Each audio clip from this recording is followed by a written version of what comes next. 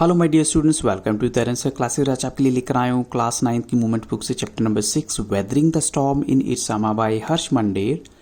और बच्चों मैं क्वेश्चन आपके साथ जो डिस्कस करूंगा इस वीडियो में वो बिल्कुल जो है इंटरनल क्वेश्चंस हैं, मल्टीपल चॉइस क्वेश्चंस हैं। और मेरी अकॉर्डिंग जो है अगर आप इन क्वेश्चंस को करते हैं तो आपको सारा का सारा चैप्टर बिल्कुल क्लियर हो जाएगा।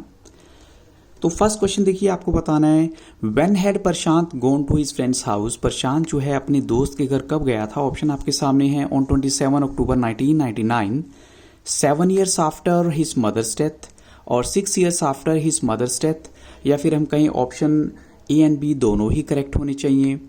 तो बच्चों यहाँ राइट आंसर है option D, both A and B are correct. अब चलते हैं क्वेश्चन नंबर 2 के लिए।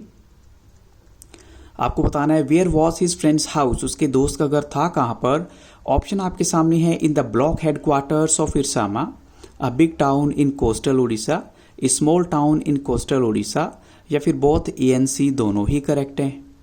तो बच्चों यहाँ पर बी करेक्ट आंसर है option D, both A and C are correct. अब चलते हैं बच्चों हम क्वेश्चन नंबर 3 के लिए। How far was the town from his village, यानी आपको बताना है उसके गांव से वो टाउन जो है शहर कितनी दूरी पर था। तो ऑप्शन आपके सामने है 18 kilometre away, 15 kilometre away, 14 kilometre away, या फिर 13 किलोमीटर अवे। तो बच्चों यहाँ पर करेक्ट आंसर है 18 किलोमीटर अवे, यानी 18 किलोमीटर दूरी पर था वो। अब चलते हैं बच्चों क्वेश्चन नंबर 4 के लिए। Why had Prashant gone to his friends house, Prashant अपने दोस्त के घर किस लिए गया था। तो ऑप्शन आपके सामने है ताकि वो उससे कुछ पैसे ले सके, सेकंड ऑप्शन है ताकि कुछ काम ढूंढ सके, थर्ड ऑप्शन है ताकि वो अपनी मदर को ढूंढ सके, या फिर फोर्थ ऑप्शन है to spend a day with him, या फिर एक दिन अपने दोस्त के साथ बिताने के लिए। तो बच्चों यहाँ पर करेक्ट आंसर है ऑप्शन डी। अब चलते हैं क्वेश्चन नंबर 5 के लिए। After how many years of his mother's death Prashant had gone to his friend, यानी अपने दोस्त के घर कब गया था अपनी मदर के डेथ के कितने साल के बाद। ऑप्शन आपके सामने है 5 ईयर्स, 6 ईयर्स, 7 ईयर्स, या फिर 8 ईयर्स के बाद। तो बच्चों यहाँ करेक्ट आंसर है आफ्टर 7 ईयर्स। अब चलते हैं क्वेश्चन नंबर 6 के लिए। How could his friends house survive the devastation, यानी उसके दोस्त का घर जो है इतने बड़े खतरे से कैसे बच पाया। ऑप्शन एक है कि क्योंकि वो सी कोस्ट से काफ़ी दूरी पर था, सेकंड ऑप्शन है क्योंकि पानी से हिट नहीं हुआ, थर्ड ऑप्शन है बिकॉज वो ब्रिक्स या फिर मोटर यानी बहुत पक्का बना हुआ था, और डी ऑप्शन है ऑल ऑफ दीज। तो बच्चों यहाँ करेक्ट आंसर है option C, because it was of bricks and mortar and was strong enough. अब चलते हैं क्वेश्चन नंबर 7 के लिए। What was the velocity of the wind, आपको बतानी है हवा की गति क्या रही होगी। ऑप्शन आपके सामने है। So what do you think the right answer will be. Yes, the correct answer is option B, 350 kilometre per hour. अब चलते हैं क्वेश्चन नंबर 8 के लिए। What grew the core terror of the family, अब आपको बताना है कि उसके परिवार इतना ज़्यादा क्यों डर गया। तो क्लाउड्स को देखकर, लाइट रेन को देखकर, the crashing of the trees that had got uprooted and fallen on their house, या फिर ऑल ऑफ दीज। तो बच्चों यहाँ पर करेक्ट आंसर है ऑप्शन सी, यानी जो पेड़ टूट टूट के उनकी छत पे गिर गए उसकी वजह से वो बहुत डर गए थे।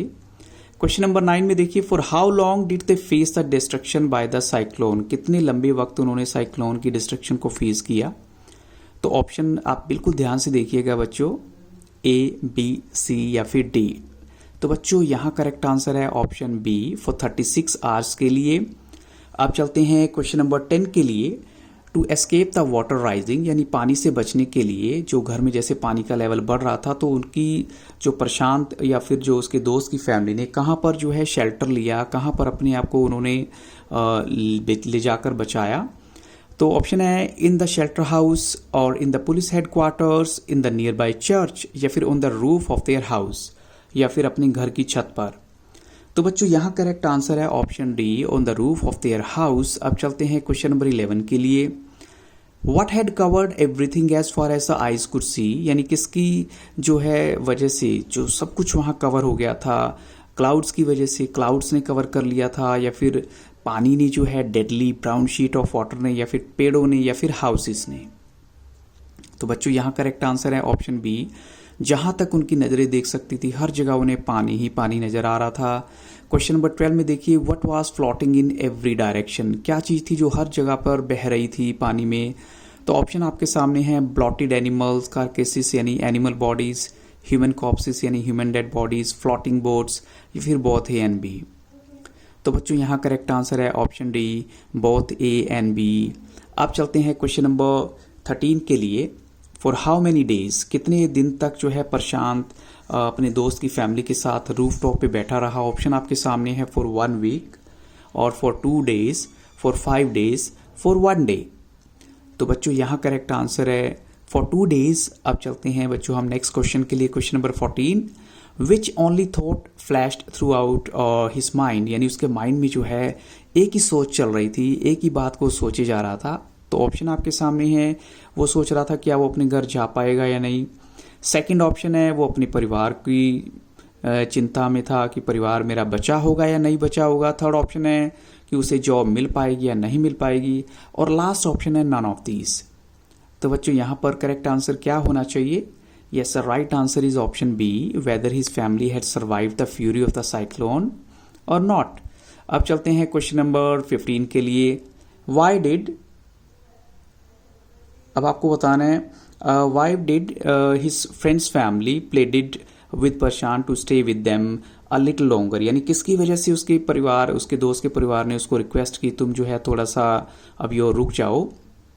तो ऑप्शन आपके सामने है because they liked him very much, या फिर because the situation was under control, और because the situation was still dangerous, या फिर हम कहें ऑल ऑफ दीज, या फिर इन सभी बातों की वजह से।